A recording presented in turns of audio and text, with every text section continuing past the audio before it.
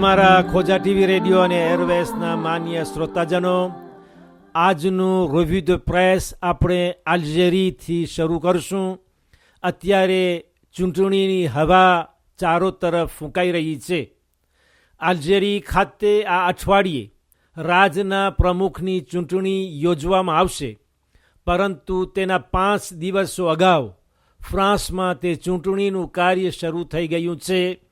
આ ગુરુવાર તારીખ 17 એપ્રિલ સુધી 17 એપ્રિલ સુધી ફ્રાન્સ દેશમાં 815,000 અલ્જેરિયન 8,15,000 અલ્જેરી વાસીઓ મતદાનમાં બ્યુરો de વોટમાં જઈને પોતાનો મત વોટ આપશે. જો કે અનુમાન થઈ રહ્યું છે કે હાલનો પ્રમુખ અબ્દેલઅઝીઝ બુતેફ્લિકા પાછો ચોથી વખત પ્રમુખ પદ ઉપર આવશે, 4th mandat. જો કે કુલ મળીને 6 ઉમેદવારો છે, 6 કાંદિદા, જેમાંથી એક સ્ત્રી કે એક ઔરત છે. બુતેફ્લિકાને સેવેર એક્સિડન્ટ વાસ્ક્યુલર સેરેબ્રલ, મગજમાં ખૂન સારતી રગોમાં ગંભીર આંચકો આવ્યો હતો. તે બીમાર હોવા છતાં હુકુમતની ખુરશી છોડવી નથી. જ્યાં મદ હોય તેને કોણ છોડે? પગાર વિનાની ખુરશી લોકો છોડવા તૈયાર નથી, ભલે દોસ્તી અને સંબંધો છૂટી જાય તો જ્યાં પગાર મળતો હોય તેને કોણ છોડે? jeudi 17 એપ્રિલ, ગુરુવાર 17 એપ્રિલના અલ્જેરીમાં આ ચૂંટણી યોજાશે, પણ તેની કેમ્પેઇન ઇલેક્ટોરલ ચૂંટણીની ઝુંબેશ ગઈકાલ રવિવારના પૂર્ણ થઈ ગઈ. હાલના દેશના પ્રમુખ તેની સામે સૌથી મોટો હરીફ અલી બેનફ્લિસ ને પોતે આતંકવાદી ટેરોરિસ્મ ઠેરવે છે, કે જે હંમેશા એમ કહેતો આવ્યો છે કે આ ચૂંટણીમાં ઘણી છેતરપિંડીઓ ફ્રોડ ઇલેક્ટોરલ થશે. અઝીઝ બુતેફ્લિકા પોતે બીમાર હોવાથી આ કેમ્પેઇન ઝુંબેશમાં ઉતર્યો નથી. સાજા દેશની તાજા માજા દેશની લગામ એક બીમારના હાથોમાં સોંપવામાં આવશે. માલેઝી, 10 પ્લેન, une dizaine d'avions અને 14 બાતો, 14 વહાણો હિન્દી મહાસાગરમાં ઓશિયાન ઇન્ડિયાની અંદર માલેશિયા એરલાઇન્સની બોઈંગ 777 વોલ MH370, આ ઉડ્ડયન MH370નો ભાંગી ગયેલો અવશેષ એપાવની તલાશ કરી રહ્યા છે. પરંતુ ઓસ્ટ્રેલિયાના પ્રીમિયર મિનિસ્ટર વડાપ્રધાન જાહેરાત આપી છે કે હજી ઘણો ટાઈમ લાગશે કે આ વિમાનનો પત્તો લાગે. તપાસ બહુ જ આગળ વધી નથી. જે લોકો પ્રવાસીઓ ગુમ થઈ ગયા છે તેમની ફેમિલીના મેમ્બરો છે, તેઓ ખોટી આશા સેવીને પોતાને બચાવે એવી ભલામણ કરી છે, કારણ કે ઘણી મુશ્કેલીઓ સામનો કરી રહી છે. યુક્રેનના પૂર્વ દિશામાં આ l'est du pays જે લોકો રશિયાનો દમ ભરી રહ્યા છે, પ્રો રૂસ, તેઓ હુમલો કરી ડોનેટ્સ્ક ખાતે ઘણા સરકારી મકાનો ઉપર કબજો મેળવી લીધો છે અને દેશના ભાગલા પડી જાય તેનો ડર રહે છે. યુક્રેનના પ્રીમિયર મિનિસ્ટર વડાપ્રધાન આર્સેની યાત્સેન્યુક ત્યાં પધાર્યા હતા. તેના રવાના થઈએ બીજા દિવસે આવું થયું હતું. 25 મે 25 મેના યુક્રેનમાં રાજના પ્રમુખની ચૂંટણી યોજવામાં આવશે. કિયેવ પાટનગરમાં રશિયા પક્ષના લોકો સત્તા ઉપર હતા. હવે તેઓ પદભ્રષ્ટ થઈ જતા યુનિયન યુરોપિયન પક્ષના લોકો સત્તા ઉપર બેઠા છે, જેને રશિયા સ્વીકારતો નથી.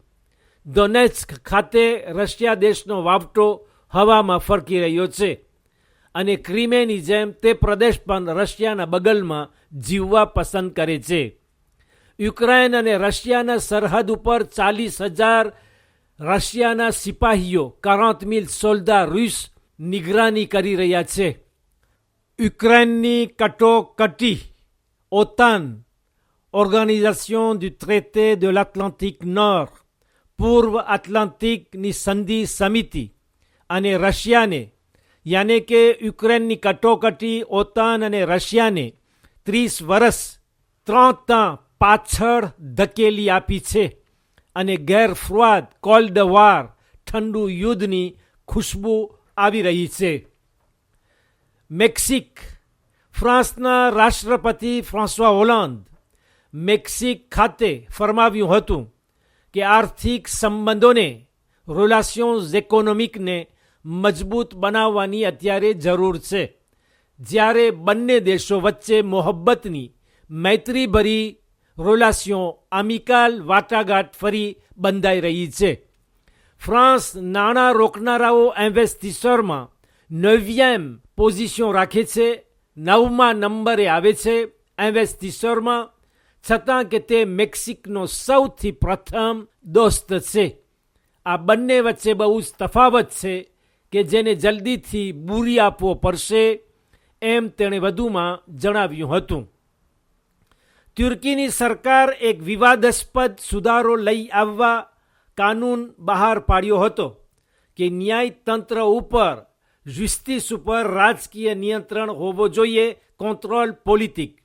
જ્યારે કે મહિનામાં મોis de ફેબ્રુઆરી માસમાં લાંચ રૂશ્વતની લજ્જાસ્પદ ધમાલ ચાલી રહી હતી કે જે સરકાર ઉપર વધુ આંટી રહી હતી. ન્યાય પ્રધાનને નવી સત્તા આપીને તેના હક વધારવામાં આવ્યા હતા. દેશની બંધારણીય કોર્ટ કુર કોન્સ્ટિટ્યુશનલ આ સરકારી કાનૂનને બંધારણ વિરુદ્ધ સમજી તેને રદ કરી આપ્યો છે. રિપબ્લિક ચેક ગયા ગુરુવાર તારીખ 10 એપ્રિલ 2014ના 10 એપ્રિલ 2014ના સમાચારોમાં તમે સાંભળી ચૂક્યા છો કે એક 20 વર્ષનો જવાન છોકરો બરફમાં વહેલી સવારે ઓસ્લો નામના શહેરમાં કોઈ પસાર થતા માણસને નજરે પડ્યો કે જે પોતાની યાદ શક્તિ ખોઈ બેઠો હતો, યાને કે નોર્વેઝ દેશના ઓસ્લો ગામમાં.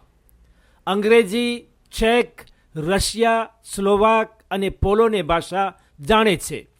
તેની સાથે જાતીય દુર્વ્યવહાર કરવામાં આવ્યો હતો. Il a été agressé sexuellement. તેના શરીર ઉપર મારપીટના ઘા અને જખમો જોવામાં આવ્યા. વિયોલન્સ જે ક્રીમ સેક્સ્યુઅલ.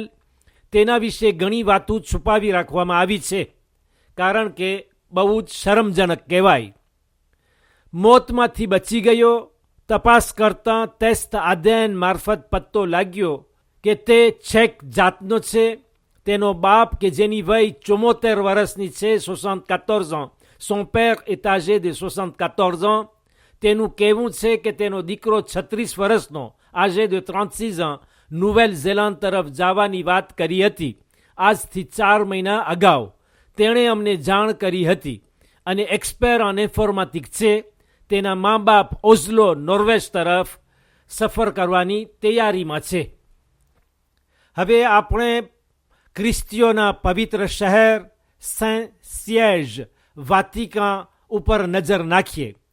ખ્રિસ્તી દેવળના સૌથી ઉચ્ચ અધિકારી અને મઝહબી લીડર પાપ ફ્રાન્સવા જાહેરમાં એગ્લીઝ વતી ક્રિશ્ચિયન દેવળ વતી પહેલી વખત જ્યારથી તે હોદ્દા ઉપર આવ્યા છે, જે ધર્મગુરુઓને નાના નાના બચ્ચાઓ પ્રત્યે ખેંચાણ, જાતીય આકર્ષણ જેવું કે એક મર્દ અને ઔરત પ્રત્યે હોય તેવા ધર્મગુરુઓ તરફથી જે બચ્ચાઓને નુકસાન પહોંચ્યું છે, પાપ ફ્રાન્સવા માફી માંગી હતી.